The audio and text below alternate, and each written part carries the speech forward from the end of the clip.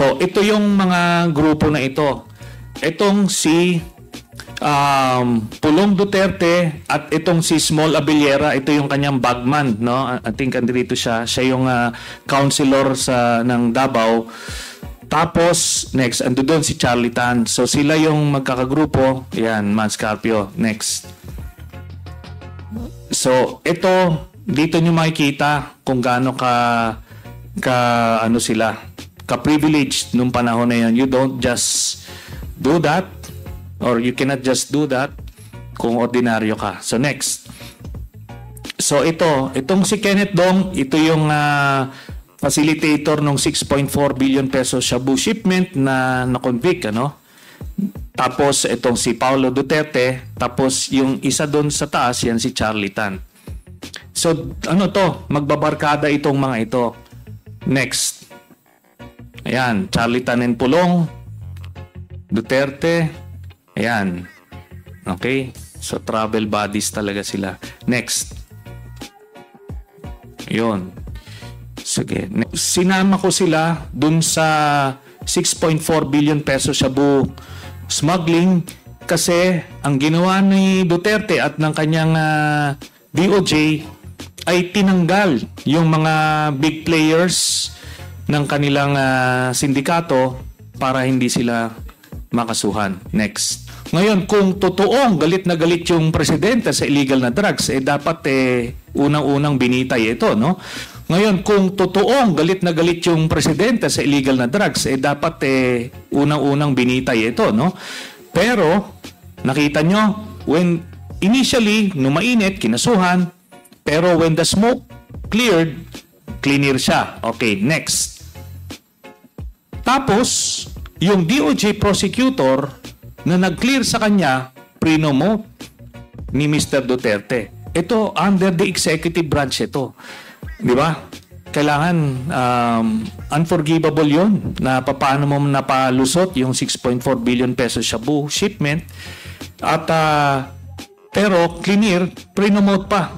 Binigyan ng gantimpala yung ano. So nakikita niyo yung pattern pagka gumagawa ka ng mga trabaho sa kanya, gagantimpalaan ka. No? So nakikita niyo yung pattern pagka gumagawa ka ng mga trabaho sa kanya, gagantimpalaan ka. Ano, kagaya ng ginawa dito kay Wilkins Villanueva, kay Garma, at ito dito sa prosecutor na to. Naalala niyo pa ba nung lahat tayo nagdurusa nung pandemic?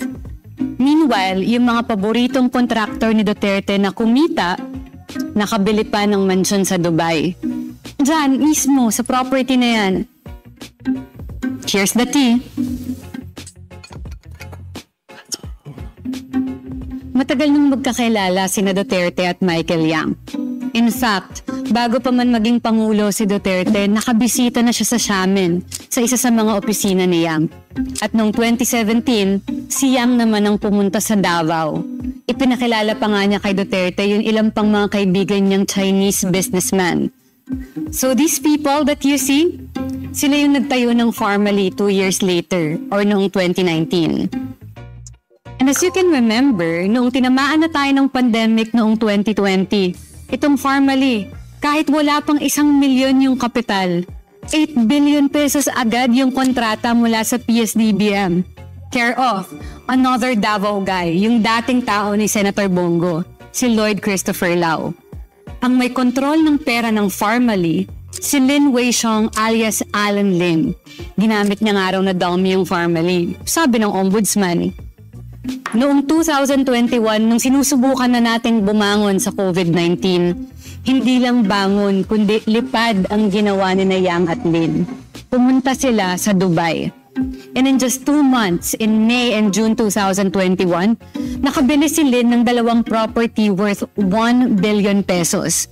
Ang isa sa mga villa na yon, naging co-owner si Yang. Nabenta rin nila agad at kumita pa nga sila ng 317 million pesos. Alam nyo, wala namang mali sa pagbili ng property. Kung mayaman ka, go, gastusin mo yung pera mo. Ang tanong lang naman, paano ba nila kinita ang perang to? Imagine, napakaliit yung kapital tapos 1 taon lang, may 8 billion ka na. Imagine, napakaliit yung kapital tapos 1 taon lang, may 8 billion ka na. Substandard nga daw yung ilang sinupply nilang face mask at face shield. Saka parang hindi natatapos yung issue sa kanilang dalawa. Kasi nung may inismuggle na Shabu sa Pampanga last year, parang may bakas pa rin daw sila dahil interlocking yung directors ng mga kumpanya. Yung Golden Sun 999 Realty Development, ang nangyayari po nun, si Rose Nono Lim, si Eddie Taiyang, Jack Yang, at yung Eddie Taiyang naman po, Jack Yan, nakakonect po yan sa Empire 999 kung saan po nakita yung 3.6 billion pesos na Shabu sa Mexico. We tried to get the side of Lin and Yang through their lawyers.